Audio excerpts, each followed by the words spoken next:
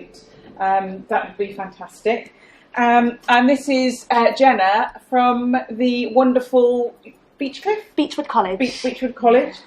So take it away. Thank you. Hi everybody, so I'm Jenna. I work in Beechwood College, which is a residential college for adults. We take a range of students, to be honest. We take students with autism diagnoses, learning disabilities, complex mental health needs. We're quite a large college. I wrote this presentation with my colleague Jake, but unfortunately he's not here today, so I'll be doing it on my own, so sorry about that. The presentation is kind of split into two halves. We're going to start talking about some of the theory stuff behind why I'm talking about what I'm talking about, and then it should be a bit more interesting towards the end. We get into some really fun examples and things like that. So cool. So when I say adaptations and creativity in therapy, what I kind of mean by that is this idea of using that kind of therapeutic framework and kind of trying to incorporate autistic people's special interests into that. We've got two examples here. So we're going to be talking a little bit about therapeutic interventions. So by that I'm going to be talking about psychological therapy, CBT therapy, mostly. We do use other therapies too, but mostly we'll talk about CBT today. And we'll talk a little bit about behaviour support stuff too, which is the positive behaviour support framework. We use a lot for that. And I think a really huge part of this presentation is going to be trying to break down this idea that therapy is boring. Therapy can actually be really fun, and people will engage a lot more if you do make it fun for them. So talking about the need for being creative when you're delivering both one-to-one and group therapies. This can involve kind of adapting materials for clients with different cognitive strengths. It can involve kind of bringing in people's special interests into those resources and things like that. I'm going to go through some really, really fun examples that we've done in Beechwood in the next few slides. So there are multiple interventions that we do often use for individuals diagnosed with autism. Often we look at reducing behaviours that might challenge, which we look at in the positive behaviour support things. And we might look at increasing quality of life and addressing possible psychological needs as well, which we'll look at with the psychological therapy too. So I've got some interventions that we generally use in Beechwood.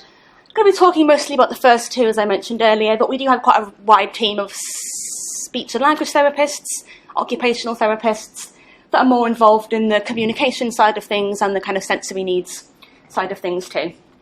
And I just wanted to bring attention as well to the bottom part of this. So it is in the NICE guidelines that actually incorporating special interests is recommended and does have to be done where possible. Cool. That's kind of some of the more boring theory stuff out the way a little bit, but we're going to go into some really, really cool stuff that we have done in Beechwood since I've been there, so that's quite cool. So we run CBT for anxiety therapy groups about twice a year. It runs, as you would imagine, quite a classic CBT therapy group does. About 12 weeks, we invite people along that might be experiencing high levels of anxiety. But what's a bit different about this is rather than going through the kind of really typical CBT for anxiety group, we kind of try and visualise those CBT tools as more concrete skills and teach people how and when to use them. So the group follows the story of an adventurer called Roscoe, as you can see in the top, with his armour on and his sword, and he's an adventurer, and on his adventures he arrives at this village.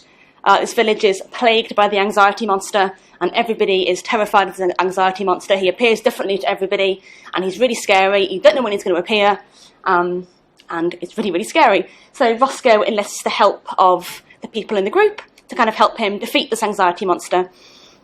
And you go on this quest to kind of collect all these different items, as you were, that are actually kind of therapeutic coping skills. So you learn a lot about psychoeducation at the beginning. We think about what is anxiety, what does it look like for different people, how does it present, how does it feel in your body. Once people have kind of an idea of what that means to them, we look at collecting all these items with Roscoe to defeat your anxiety monster. We collect the helmet of mindfulness, it's pretty self-explanatory. We look at the armour of awareness, the sword of challenge, which is about kind of reframing and challenging thoughts. The boots of action, the amulet of clear thought. We bring in really classic kind of CBT techniques like thought diaries into this. And the shield of self-esteem, which is my personal favourite one, which is really fun. And it has really, really positive feedback, really, really high. We use a lot of feedback forms and kind of psychometric assessments to see how effective this group is, and it has a really, really positive feedback. And people actually really enjoy it too. They say, I really enjoyed going on the journey, and I really enjoyed the adventure. And actually it made doing things like mindfulness and keeping a thought diary a lot more fun, to think that I'm going on an adventure to defeat a monster rather than tackling something really personal and really, really big to me. So that's really cool, and it's really fun. That runs about twice a year in Beechwood. That's one of our psychological therapy interventions that we do. I'm going to move a little bit more onto the behaviour support side of things now. So this is a piece of work completed with a young man who experienced quite high levels of anxiety, could display some challenging behaviours, and found it really, really difficult to kind of interpret, identify and label those emotions he was feeling, and had these conversations about expressing, I'm feeling, however he was feeling. This man was a really, really big football fan, one of the biggest football fans I've ever met. So we thought, how can we take this massive interest, which is football, and kind of create something that he can engage with and enjoy and support him to kind of increase that quality of life? So we did lots and lots of work with him about understanding emotions, identifying emotions, how they feel in your body, how do you know when you're happy, how do you know when you're sad, and kind of what things might make us happy, what things might make us sad. And we did, the first draft written up here was kind of like this emotions chart football league table. So when I'm feeling really happy, I'm in the top league, and we have things like dancing. I know I'm happy because I'm dancing, I'm singing, I'm doing sports, having a really good time.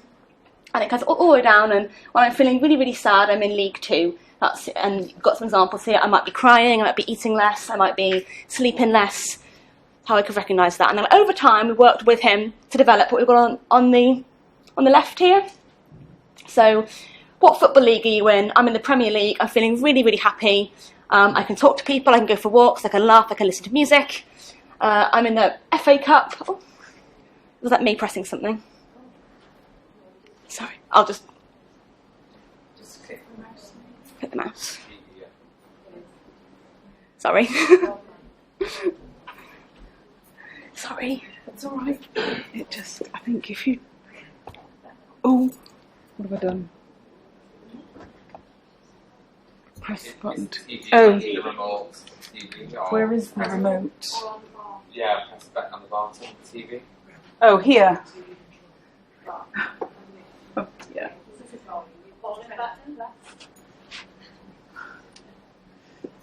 Nope. Sorry about this. No, sorry. Is that doing? No, I haven't got anything there. Let's see if we can go and get it. I keep talking about the football chart anyway. People still want to hear about it. Cool. So yeah, you kind of move all the way down from the Premier League. Maybe you're feeling okay. You're feeling okay. You're not feeling great, but you're not feeling bad. We might go to the sensory room, do some deep breathing, do some mindfulness activities. And you can't see it, but all the way down to feeling upset, worried and angry. And some strategies we can use that he identified was really helpful when he was feeling those things. Things like going for a walk, squeezing kind of sensory toys, doing some deep breathing, going for a drive, talking to staff. And it's been a really, really useful kind of intervention to support him with that. It's not obviously to use when he is kind of having those really, really moments of real crisis. It's more to use throughout the days as like a little check-in. And we found that staff modelling this with him and saying, oh, how are you feeling today? I'm feeling happy this morning. And kind of really modelling that for him has been really, really useful. And we have seen quite a significant decrease in some of the incidents we were seeing. It's a really, really positive way of helping him understand emotions, be able to identify and communicate what he needs from that. Cool. So again, kind of back to more psychological therapy side of things. This was an intervention. We worked with an individual who was really, really into Disney films, Pixar films, and was really passionate about using social media too. So this wasn't as much a kind of psychological intervention as much as it was a way to kind of begin those difficult conversations about emotions and start having those discussions about, you don't have to be happy, it's okay to feel certain emotions. I don't know if anybody's ever seen the film Inside Out. It's a Pixar film. It's a really, really nice film about a girl called Riley, and she's got all these different kind of emotions personified in her head. So we kind of took that film and simulated little fake Facebook conversations with those characters, so kind of on paper, but to kind of begin those discussions together. So we've got Facebook page for Joy here. The conversation you can have with Joy is, hi, how are you? Can you tell me about one of your happy memories? Who makes you feel happy? What does being happy feel like? And the person kind of was able to respond to those and relate to some of those emotions. And I've only got the other example of fear. We do have like disgust, anger, sadness, all of those difficult emotions, but we used fear here. And the conversation with fear, you can't quite see it behind the box, but it says things like, sometimes I get really scared something bad's going to happen. What bad things do you worry are going to happen? And then talking about why do you think bad things might happen? How does your body feel when you're really worried about these things? And you can kind of go through all the different emotions. And it was a really, really nice way to begin those conversations about emotions and anxiety and depression and things like that. That's okay? Oh, okay, carry on? Yeah, if you can. Yeah, of course. And the last example that we've got here today is another kind of positive behaviour support example. So this was a young man we worked with who is the biggest Harry Potter fan in the whole world. I've never met another Harry Potter fan that was as into Harry Potter as he is. And when this young man would get a little bit upset, he used to bang his head. And it was difficult for him. He didn't quite understand why he was banging his head or what would help when he was feeling those really, really big, difficult feelings. If anybody's seen the Harry Potter films, you might see that Dobby sometimes bangs his head when he gets upset. He gets really stressed. He might bang his head on the wall, hit himself in the head. So what we did was we created a positive behaviour support plan for Dobby with this young man. So we've got Dobby the elf, date of birth, not sure what the year was, we left that bit blank, but date of birth. Meeting my needs. So what does Dobby need to have the best possible day every day? Dobby likes to feel safe and secure. He likes people that are fun, upbeat. He loves using magic. He doesn't like people being cruel to him. And then just behind this little box here, we've got a little section on Dobby's challenging behaviour. Like you might see in oh gosh, sorry about They this. are on their way to come over. That is okay. I will. Sorry. No, don't worry at all. I'll talk about the PBS plan. So we've got a little PBS plan for Dobby. Yeah, and on my challenging behaviour section, we have Dobby banging his head, and then we have a little section like, why do you think Dobby bangs his head? What might help Dobby when he's banging his head? What might people around Dobby do to support him before, during and after banging his head? And this man was really, really able to engage in this, really, really enjoyed it, came up with some wonderful ideas why Dobby might bang his head. He's feeling frustrated, he's feeling really, really overwhelmed. He's not able to communicate how he's feeling, so he's banging his head, and it was a really, really wonderful way to kind of speak to this young man and understand his kind of thoughts and feelings behind why he's doing what he's doing. We were able to use a lot of that input to kind of develop his PBS plan too, so we had loads of input into his own plan. It was a really, really nice intervention. Yeah, it was just really lovely. So those are all the examples I brought today. I did have a few little summary and conclusions page. There wasn't much to see on it, to be honest. It was just a little summary of everything we talked about today. It talks about how kind of a reminder that incorporating an individual's special interests into interventions is highlighted in the NICE guidelines. It is a really important part of excellent care and excellent support. It's actually surprisingly easy to do, so have to get a bit creative and adapt materials that you already have. Some of the examples today utilise in that CBT framework to kind of utilise those special interests, support that engagement, and actually make the therapy meaningful for the person.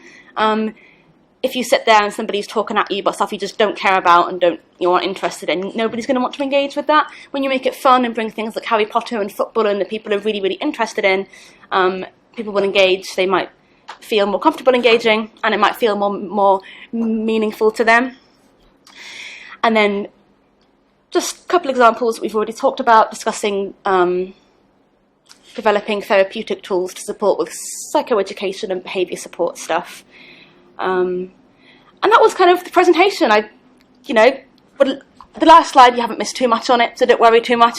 The last slide, again, is just finishing up with, it would be me and my colleague, who's not here today, so if anybody has any questions, happy to hang around at the end, or, yes. Do you have any recommendation on apps to use? On apps? What, to kind of make some of the resources? Or, for example, I don't know if you know that Cookie Monster app. to Oh, I don't know. help them learn how to breathe in and breathe out. Oh, okay, in different cool. social situations. I actually So haven't. Those kind of Yeah, I actually haven't heard of that, but that sounds really, really cool. There are some really cool, like easily accessible mindfulness apps. Okay. I don't have the full name to them, I'm afraid, but they're really, really cool. We actually make quite a lot of our own resources in Beechwood, so we might kind of pull things that we think are really useful and kind of make our own little booklets or posters or web pages. But you use one to like for communication, right? Or Yes. Oh, sorry. Yes, so our speech and language team uses PECS. We use a site called Imprint for that. okay. I don't know too much about it. It's not what I tend to use as much. We use Imprint. I know. I think Widget's a big one with the symbols on that. Yeah. So yeah.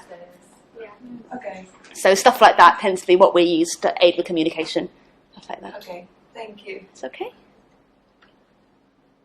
Cool. Yeah. So with those examples, what was the kind of general age range of those kids? So we generally take 16 to 25. Okay. The majority of people I just spoke about were just over 18, I think, so maybe 18 to 21. But the CBT for Anxiety group is a whole range of people. So yeah, pretty cool. We obviously tend to invite everybody. People tend to come, people that are most interested in the kind of fantasy role play stuff. So it's really cool. Cool. Thank you. Amazing. Thank you. Thank you so much, Jenna, and a really huge apology. Don't worry at all. Don't worry at all. Yeah, it's absolutely fine. But all the presentations will be going up on the website, so if you want to sort of pop in and have a look at them, you should find the site there. And Yeah. I always want to know other ones. Thank you.